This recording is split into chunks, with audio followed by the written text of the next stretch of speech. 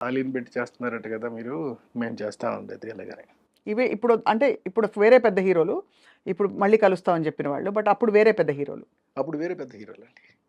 కానీ చెప్పారా మీకు అలీ ఆ! గారిని కాదు నేను జాయిన్ చేస్తామని? చేస్తామని చెప్పారండి. హ్మ్. చెప్పినా సరే నేను అలా కాదు, అది ఆలీ అయితేనే పండుతుంది ఆ సినిమా హ్మ్. అని. అంటే సరే మీ ఇష్టం మీది అని చెప్పారు. హ్మ్. అక్కడికి సౌందర్య కూడా చెయ్యను అని చెప్పిందండి. హ్మ్. చేయనని చెప్పిందండి. నేను అలీ అంటే అలీ గారి అడ్వాన్స్ తీసుకున్న తర్వాత చేయనని కూడా చెప్పేసిందండి. సినిమా చేయను, 15 రోజులు టైం ఉందండి. నేను చేయను అలాగని. చేయకపోతే మానేయమ్మా. ఎందుకు చేయవని నేను తెలుసుకోవాలి మరి, ఎందుకంటే 15 రోజుల్లో ఉంది కదా మరి. అడిగితే లేదండి, పెద్ద పెద్ద హీరోలందరూ కూడా ఇలాగా ఆలీ పక్కన చేస్తున్నాం ఏమిటి అని చెప్పి హ్మ్. కొంచెం హెసిటేట్ చేస్తున్నారండి అని చెప్పి చెప్పింది. హ్మ్.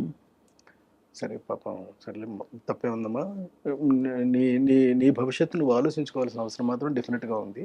హ్మ్. నువ్వు ఆలోచించుకో, ఏం ఇబ్బంది లేదు, నేను వేరే హీరోయిన్ పెట్టేసుకుంటానులే అని చెప్పి వెళ్ళి ఇంద్రజని ఫైనలైజ్ చేశానండి.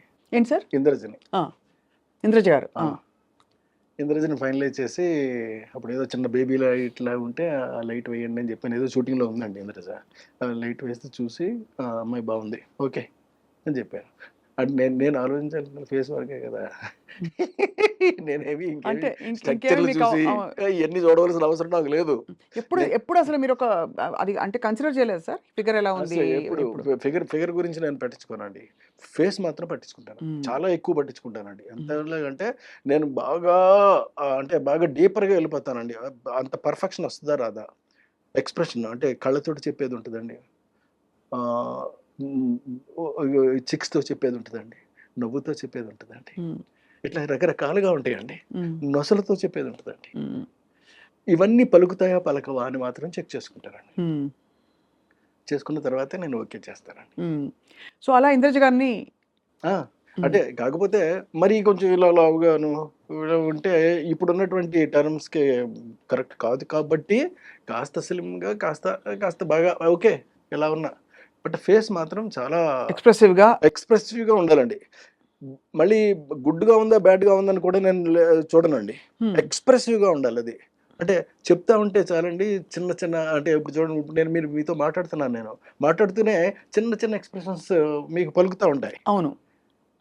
అలా పలకాలండి. గ్రేట్ సార్, చాలా బాగుంది. అయితే మీరు ఇంద్రజ గారిని తీసుకొచ్చినాక మళ్ళీ ఎలా? ఇంద్రజ గారిని తీసుకొచ్చిన తర్వాత మళ్ళీ తర్వాత మాయలోడి సినిమా కంప్లీట్ అయిపోయిందండి. అదే తర్వాత ఎమ్మెల్యేల సినిమా కంప్లీట్ అయిపోయింది.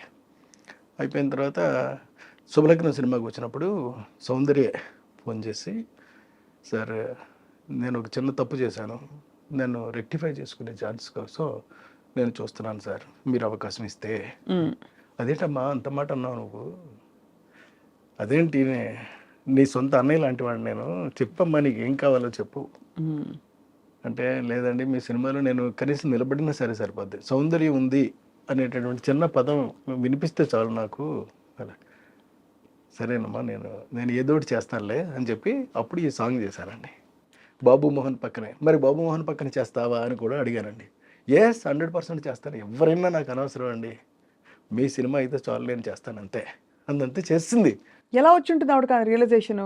అంటే ముందు వద్దనుకున్నప్పుడు అప్పుడు ఏంటంటే, అప్పుడు తన మెదడులోనో మనసులోనో మొత్తం మీద ఈ బయట నుంచినటువంటి చెప్పిన మాటలన్నీ కూడా బాగా ఎక్కాయి. అంటే పెద్ద పెద్ద పెద్ద పెద్ద హీరోలు ఉంటేనే కానీ చేస్తే చిన్న హీరో మరీ ఆలీ లాంటి చిన్న హీరో మీద చేయటం ఏంటి అలాగని కోట కూడా మానేశాడండి.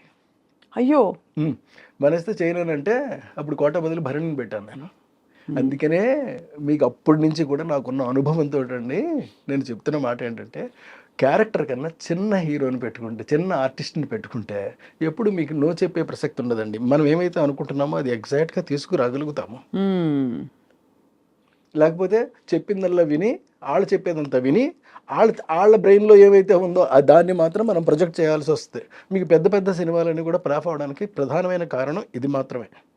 ఎందుకంటే వాళ్ళకి అంత బ్రెయిన్స్ ఉండవండి, అంత స్ట్రక్చర్ ఉంటుంది, బాడీ ఉంటుందండి, కానీ బ్రెయిన్ వాడతారు. అక్కడే వస్తుందండి మెయిన్ ప్రాబ్లం. లేని బ్రెయిన్ వాడేటటువంటి ప్రయత్నం చేయటం వల్లే మీకు సినిమాలన్నీ కూడా వరుసటి ఫ్లాప్ అవుతున్నాయి. అందరు హీరోలు అంతేనా సార్? మీరు డామ్ అని చెప్పారు. ఈ కుండ బద్దలు కొట్టి వాళ్ళ వద్దులండి, ఎందుకు కాదు సార్. వచ్చింది? అంటే సీరియస్గా బికాస్ నిజంగా హీరో సెంటర్కి రెమ్యునరేషన్స్ ఏమండి, అవి కూడా వాళ్ళు పెద్ద. ఎవరో బయట వాళ్ళు కాదు, మన వాళ్ళే కదా.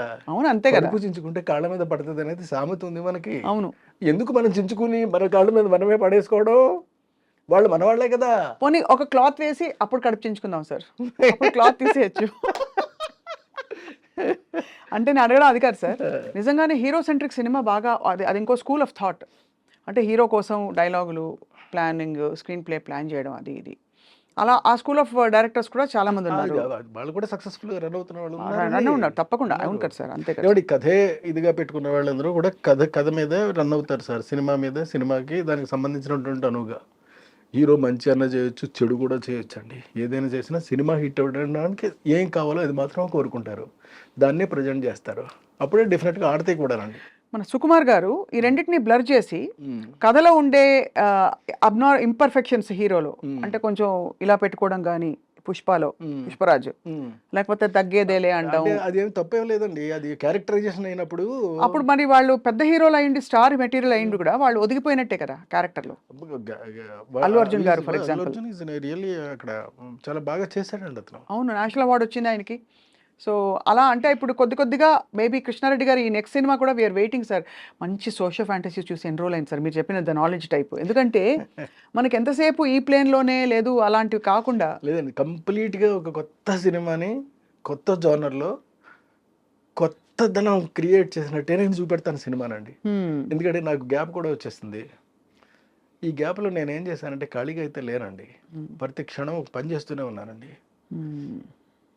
అందులో కొన్ని పనులు చెప్తాను మీకు ఏం చేశాను అని. నేను రాబోయేటటువంటి నా జీవితానికి సరిపడా నేను కథలన్నీ అల్లేసుకుని రెడీగా పెట్టేసుకున్నానండి సినిమాలు చేయడానికి. నా దగ్గర ఇప్పుడు 10 కథల స్టోర్ ఉన్నాయండి, బాబా స్టాక్ ఉన్నాయి. ఇందులో ఇవన్నీ కూడా నేను చేస్తానండి. ఒక మెజిషియన్స్ లవ్ స్టోరీ రెడీగా ఉంది సిద్ధంగా. మెజిషియన్ లవ్ స్టోరీ అండి, love story of A magician. Next అమ్మ పుట్టిన ఊరు ఒకటి సిద్ధంగా ఉందండి, గంధర్వవనం ఒకటి రెడీగా ఉంది. ఇలాంటి ఒకటి కాదండి, ఎన్నున్నాయో 10 సినిమాలు నేను సిద్ధం చేసి పెట్టుకున్నానండి. కానీ ఎక్కడి నుంచి పుడుతున్నాయి మీకు ఇప్పుడు? అంటే what is influencing your thought into certain kinds of stories? Your good question అండి, మళ్ళీ మిమ్మల్ని అభినందిస్తున్నా. నాకు అంటే ఒక మనిషికి ఒక జెల్ ఉంటుందండి, అది బ్రెయిన్లో అన్నా ఉండొచ్చు, బాడీలో అన్నా ఉండొచ్చు, ఏదన్నా ఉండొచ్చు అండి. అది బ్రెయిన్లో ఉంటే ఒకలా ఉంటుందండి. అది బ్రెయిన్లో ఉన్న వాళ్ళు ఏం చేస్తారంటే, నా దగ్గర ఈ కథల యొక్క సంఖ్య పెరిగిపోతూ ఉన్నప్పుడు ఇప్పుడు నేను ఏం చేశానంటే చెప్తాను మళ్ళీ మీకు. నేను అందమైనటువంటి కథలు 1 పేజీలో కొన్ని రాసేసుకున్నానండి. దరిదాపుగా ఒక 20 కథల దగ్గర రాసేసానండి. ఈ 20 కథల్ని వారానికి ఒకటి చొప్పున యూట్యూబ్లో రిలీజ్ చేస్తానండి. ఈ 20 కాదండి, దరిదాపుగా నాకు 6 ఏళ్ళకి సరిపడే కథలు ఉంటాయండి వారానికి ఒకటి చొప్పున రిలీజ్ చేయడానికి యూట్యూబ్లో చేస్తానండి. ఇది కాకుండా అంటే యూట్యూబ్లో సినిమాలు తీస్తారు, బుజ్జి సినిమాలా? చిన్నవే ఓన్లీ 5 నిమిషాల పాటు నేను అందంగా చేస్తానండి. నా డిక్షన్లోనే ఉంటుందండి. ఎవరి కోసం ఆడియన్స్ కోసమా సార్? అంటే ఎందుకు అడిగానంటే audience are crazy to see such kind of things, new things, something new you want to tell without putting in the effort of a full film. 5 నిమిషాలు చేస్తారు, 5 నిమిషాల్లో ఒక కథ చెప్పేస్తారండి. ఇలాంటి కథలు నా దగ్గర చాలా ఉండిపోయినాయి. అవన్నీ కూడా చేసుకుంటూ వెళ్ళిపోతారండి. అవి చేస్తే నాకు వారానికి ఒకటి చెప్పి రిలీజ్ చేస్తే 6 ఏళ్ళు సమయం పడుతుందండి నాకు. బాబోయ్, అన్ని కథలా సార్? అంటే 52 into 6 52 వారాలు ఇంటూ 6 52 వారాలు ఇంటూ 6 300 కథల పైన నా దగ్గర సిద్ధంగా ఉన్నాయి. నేను ఇప్పుడు 20 రాశానండి, రాయడమే ఇంకా రాసుకుంటూ పోతానండి ఇక్కడి నుంచి. ఇది కాకుండా మళ్ళీ ఇంకొక పని చేస్తానండి. అదేమిటి అని అంటే, ఇప్పుడు ఆడియన్స్కి చాలా మందికి మ్యూజిక్ అంటే చాలా ఇష్టం నాది. సో నేను మ్యూజిక్ చేయకుండా ఉండటం అనేటటువంటిది నేను నేరంగా ఫీల్ అయ్యానండి. తప్పు చేస్తున్నానేమో అని నాకు ఫీలింగ్ వచ్చింది. సరే, అందుకని మరి ఆడియన్స్ ముందుకి ఎలా తీసుకెళ్ళాం? Private album, no, don't do a somebody who did already something new. అంటే సంథింగ్ న్యూ అంటే మళ్ళీ ఇది న్యూ అని మీరు అడగొచ్చండి. కాకపోయినా ఉన్నట్లు ది బెస్ట్ సెలెక్ట్ చేసుకోవాలి మనం. అలా నేను సెలెక్ట్ చేసుకున్నా.